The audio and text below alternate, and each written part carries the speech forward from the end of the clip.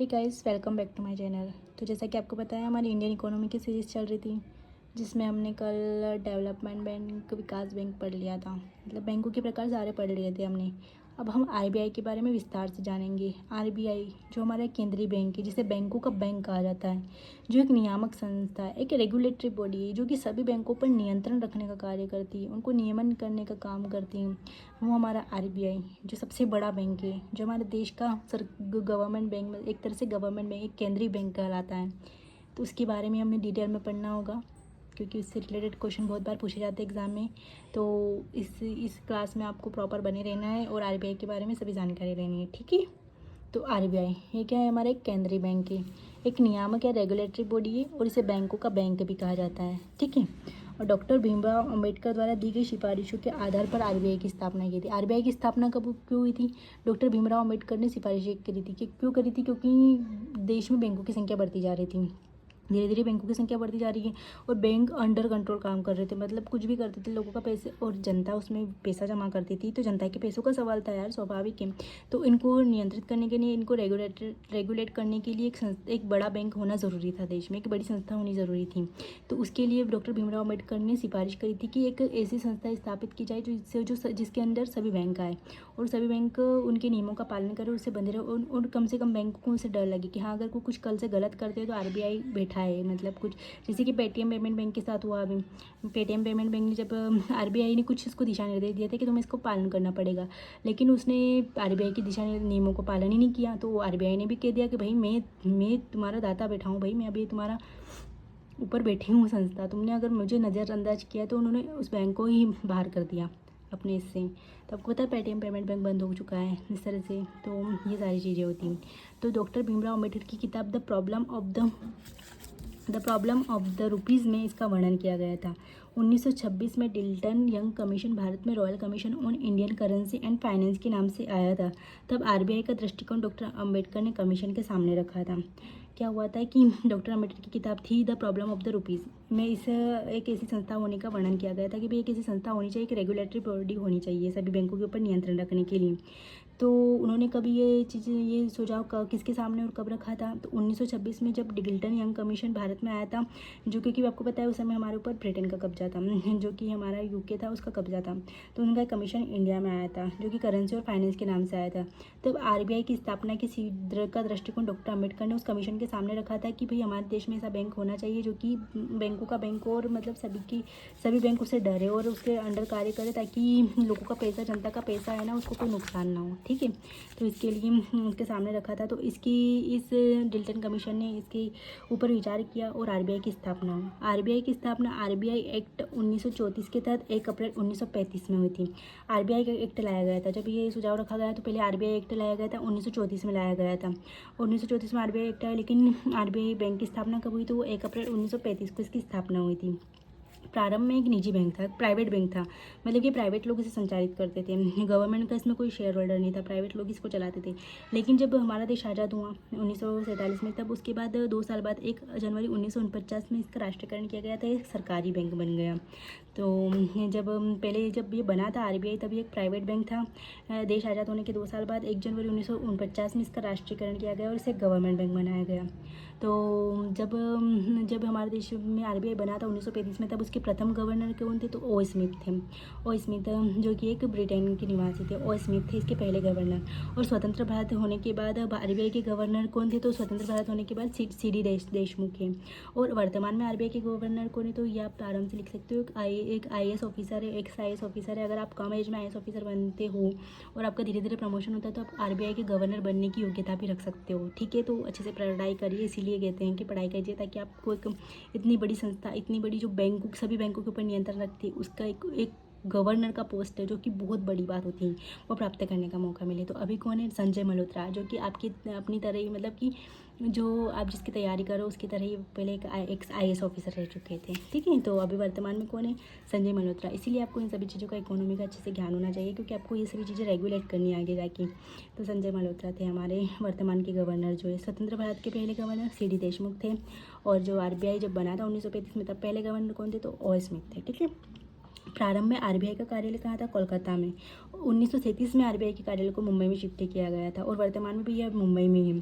प्रारंभ में स्टार्टिंग में जब बना था तब 1935 में जब, तो उस समय कार्यालय कहाँ था? कोलकाता, क्योंकि आपको पता है बहुत सारी बैंकिंग संस्थाएं पहले कोलकाता में, अंग्रेजों को ज़्यादा नियंत्रण कोलकाता में था, क्योंकि पहली बार उन्होंने अपनी व्यापारिक कोठियाँ भी कोलकाता, क्योंकि वहाँ पे क्या बोलते हैं कि समुद्र के किनारे था, एक तट था, इसलिए वहाँ पे ज़्यादा उनका महत्व, मतलब वहाँ उसको ज़्यादा महत्व दिया था उन्होंने।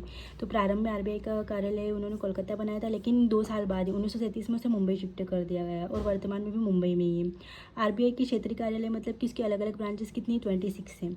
आरबीआई का वित्तीय वर्ष 1 अप्रैल से 31 मार्च तक होता है। 1 अप्रैल से 31 मार्च आरबीआई का वित्तीय वर्ष होता है। मतलब कि आपको पता होगा कि जो हमारा बजट पेश किया जाता है वो भी 1 अप्रैल से 31 मार्च का लेखा जोखा। पहले आरबीआई का जो वित्तीय वर्ष था वो 1 जनवरी से 31 दिसंबर के अकॉर्डिंग होता था, लेकिन उसे जब बजट पेश किया जाता है तो आरबीआई ने भी अपना वित्तीय वर्ष चेंज कर दिया कि हम जब बजट पेश किया जाता है 1 अप्रैल से 31 मार्च, तब तक आरबीआई ने अपना वित्तीय वर्ष बना लिया, ताकि जो मॉनेटरी पॉलिसी जो आरबीआई नियंत्रित करता है और जो सरकार जो अपनी राजकोषीय नीति बजट के माध्यम से पेश करती है, दोनों साथ में मिलकर कार्य करेगी तभी देश में संतुलन बन पाएगा। तो इस वजह से दोनों के जो बजट होते हैं और दोनों के जो वित्तीय वर्ष होते हैं वो सेम कर दिए गए, ठीक है। और इससे रिलेटेड कुछ चीज़ें जो आपको पढ़ लेनी चाहिए, जैसे कि इसमें देखा गया था एक नियंत्रण और नियमन में क्या फ़र्क होता है। जैसे नियंत्रण, कोई संस्था होती है जो नियंत्रण होती है, लेकिन आरबीआई की नियामक संस्था है, नियमन संस्था है, रेगुलेट करने का काम करती है। तो नियंत्रण क्या होता है कि कंट्रोल करना, कि उस मतलब बैंकों को प्रारंभ करना, समाप्त करना, हर कार्य कर सकती है वो संस्था होती है। लेकिन नियमन का मतलब क्या होता है? केवल परिवर्तन कर सकती है। इस तरह से थर्ड एम्पायर का काम करती है, मतलब उनके नियमों में परिवर्तन कर सकती है, उन्हें कुछ कार्य करने की समाप्ति दे सकती है, कुछ भी कर सकती है वो, ठीक है। तो भारत का वित्तीय वर्ष है, तो भारत का 1 अप्रैल से 31 मार्च तक बजट है, जैसे राजकोषीय नीति का मैंने आपको बताया, उसी के अकॉर्डिंग आरबीआई ने अब अपना वित्तीय वर्ष कब कर लिया? 1 अप्रैल से 31 मार्च तक कर लिया। लेकिन भारत का कृषि वर्ष आपको हमेशा याद रखना 1 जुलाई से 30 जून तक होता है। यहाँ पे बीच में कृषि वर्ष मैंने क्यों लिखा? क्योंकि ये अलग होता है, तो हो सकता है आपको कन्फ्यूजन और एग्जामर आपसे पूछे तो आप उसको 1 अप्रैल से 31 मार्च ने लगा के आ जाओ। भारत में कृषि वर्ष हमेशा ही अलग होता है। जो 1 जुलाई हमारी, क्योंकि मानसून की शुरुआत होती है, तो 1 जुलाई को फसल बोते हैं किसान लोग, तो 1 जुलाई से 30 जून तक हमारा होता है भारत का कृषि वर्ष, क्योंकि गर्मियों में फसलें नहीं बोई जाती है, मानसून की शुरुआत के टाइम पे बोई जाती है। तो जो मुख्यतः बहुत सारे अधिकतर क्षेत्रों में 1 जुलाई को मानसून का आगमन के तहत दिखा जाता है, तो 1 जुलाई से 30 जून तक हमारा कृषि वर्ष होता है, ठीक है। तो यहाँ तक आप समझ गए होंगे, आए हो। अब आगे बढ़ते हैं, ठीक है। तो आरबीआई का निदेशक मंडल, अब आरबीआई एक बड़ी संस्था बनाई तो है सरकार ने। अब आरबीआई के अंतर्गत कौन कौन कार्य करेगा, मतलब क्योंकि उसके अंतर्गत उसके बॉडी के अंदर कौन कौन लोग रहेंगे जो सभी बैंकों पर नियंत्रण रखने का कार्य करेंगे, आरबीआई को पूरी तरह से संचालित करेंगे, तो उसके निदेशक मंडल होता है एक तरह से। तो आरबीआई की सबसे ताकतवर इकाई है जो सभी निर्णय लेती है, उससे कि बैंकों को क्या करना है, बैंकों के लिए नियम बनाना है, कैसे मॉनेटरी पॉलिसी तय करनी है, मॉनेटरी पॉलिसी क्या होती है, मौद्रिक नीति क्या होती है, उसके बारे में विस्तार से पढ़ेंगे। ये सभी चीज़ें यही कार्य करती है, जो निदेशक मंडल होता है यही सब कार्य करता है, कि कितने परसेंटेज SLR CRR ये सब चीज़ें मेंटेन करनी है, सारी चीज़ें यही निर्णय ये सभी यही लेता है, ठीक है। तो ये एक आरबीआई की ताकतवर इकाई होती है जो सभी निर्णय लेती है। आरबीआई केंद्रीय निदेशक बोर्ड द्वारा शासित होती है नहीं, आरबीआई जो होती है वो केंद्रीय निदेशक बोर्ड द्वारा शासित होती है, एक संस्था है। केंद्रीय निदेशक बोर्ड की नियुक्ति भारत सरकार द्वारा की जाती है। केंद्रीय निदेशक बोर्ड का कार्यालय 4 वर्ष का होता है, लेकिन गवर्नर पुनः चुना जा सकता है, ठीक है। देखो इसमें केंद्रीय निदेशक बोर्ड की जितनी भी नियुक्ति होती है वो भारत सरकार के द्वारा की जाती है, लेकिन एक बार नियुक्ति करने के बाद वो उन्हें हटा नहीं सकते, ठीक है। और केंद्रीय निदेशक बोर्ड का कार्यकाल 4 वर्ष का होता है, लेकिन जो आरबीआई का गवर्नर रहता है, जैसे कि अभी जो संजय मल्होत्रा है, वो 4 वर्ष के बाद अगर रिटायर हो जाते, मतलब 4 वर्ष के बाद गवर्नर नहीं रहते, पुनः चुना जाएगा, तो उन्हें फिर से गवर्नर बनाया जा सकता है। सरकार चाहे तो उन्हें फिर से 4 वर्ष के लिए पुनः गवर्नर बना सकती है। वैसे तो आरबीआई के गवर्नर का कार्यकाल 4 वर्ष का रहता है, लेकिन उन्हें जो एक आदमी होता है उसे दोबारा भी फिर से 4 वर्ष के लिए गवर्नर बनाया जा सकता है। तो इतना आप समझ गए होंगे। तो इस अब हम देखते हैं ये जो निदेशक बोर्ड है, स्थानीय बोर्ड है, इसके कार्य क्या होते हैं। पहले स्थानीय बोर्ड के बारे में समझ लेते हैं हम, ठीक है। तो कि भारत आरबीआई के केंद्रीय निदेशक मंडल का गठन, सरकारी निदेशक 1+4 एक पूर्णकालिक गवर्नर होते हैं, अधिकतम 4 उप गवर्नर यही आगे चलकर गवर्नर बनते तथा गवर्नर के अब्सेंस में भी कार्य करते हैं। गैर सरकारी सदस्य के अंतर्गत कौन कौन होते हैं? 10+4+2, 10 में कौन कौन होते हैं? सरकार द्वारा नियुक्त किए जाते हैं, और 4 जो होते हैं ना वो 4 स्थानीय बोर्डों से आते हैं। मुंबई, कलकत्ता, चेन्नई, दिल्ली से एक सदस्य भेजा जाता है। मुंबई, कलकत्ता, चेन्नई, दिल्ली से एक सदस्य भेजा जाता है। प्रत्येक स्थानीय बोर्ड में 5 सदस्य होते हैं, केंद्र सरकार द्वारा नियुक्ति होती है, जिनका कार्यकाल 4 वर्ष का होता है। इन चारों स्थानीय बोर्ड का मुख्यालय मुंबई में है, ठीक है। और जो 2 है वो वित्त मंत्रालय के सदस्य, जैसे वित्त मंत्री वगैरह को, कुछ वित्त सचिव वगैरह किसी को भी भेज सकते हैं। तो सबसे पहले तो हमारा एक मुख्य गवर्नर है, 4 उप गवर्नर है, 5 तो ये हो गए, ठीक है। और 10 4 2 16 ये हो गए, 16 और 5 कितने? 21 सदस्य। तो आरबीआई के केंद्रीय निदेशक बोर्ड में कितने होते हैं? 21 सदस्य होते हैं। देखो कुछ नहीं है, मैं आपको बताती हूँ।